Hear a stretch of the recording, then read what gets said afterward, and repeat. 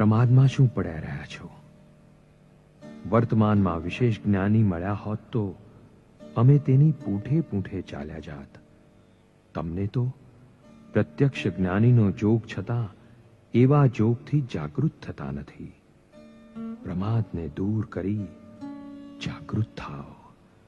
અમે જ્યારે શ્રી વીર પ્રભુના છેલ્લા અંતેવાસી શિષ્ય હતા ત્યારે લઘુશંકા જેટલો પ્રમાદ કરવાથી અમને આટલા ભાવ કરવા પડ્યા છે. પરંતુ જીવને પ્રમાદને લઈને ભાન થતું નથી. જીવને પ્રત્યક્ષ જ્ઞાની પુરુષનું ઓળખાણ થવું ઘણું જ દુર્લભ છે. પ્રમાદ છોડો, પુરુષાર્થ કરો, જાગૃત થાઓ. આવો યોગ મળવો પરમ વિકટ છે. ઉત્તરસંડા બાદ મોતીલાલભાઈ સાથે તેઓ ખેડા વન ક્ષેત્રે 23 દિવસ રહ્યા હતા. ખેડાના પ્રદેશમાં શ્રીમદની સાથે મોતીલાલભાઈ ચાલતા હતા એવામાં એક વૃક્ષ આવ્યું અને તેના પર મોજથી એક વાંદરો બેઠો હતો. શ્રીમદની એના પર નજર પડી અને એમના મુખમાંથી આપોઆપ વાક્યો સરી પડ્યા.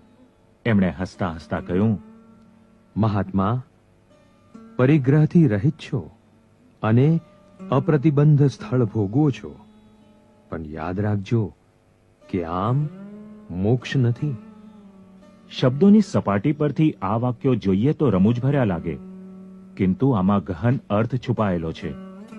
તેઓએ કહ્યું કે ત્યાગી થઈને ઘનઘોર વનમાં રહીને આત્મપુરુષાર્થ સાધવા છતાં કલ્યાણ સધાતું નથી. અનંતકાળ સુધી જીવ પોતાની રીતે પ્રયત્ન કર્યા કરે તો પણ જ્ઞાન પામી શકતો નથી. પરંતુ જ્ઞાનીની આજ્ઞાનો આરાધક બનીને ચાલે તો તેને અંત મુહૂર્તમાં પણ કેવળ જ્ઞાન પ્રાપ્ત થઈ જાય.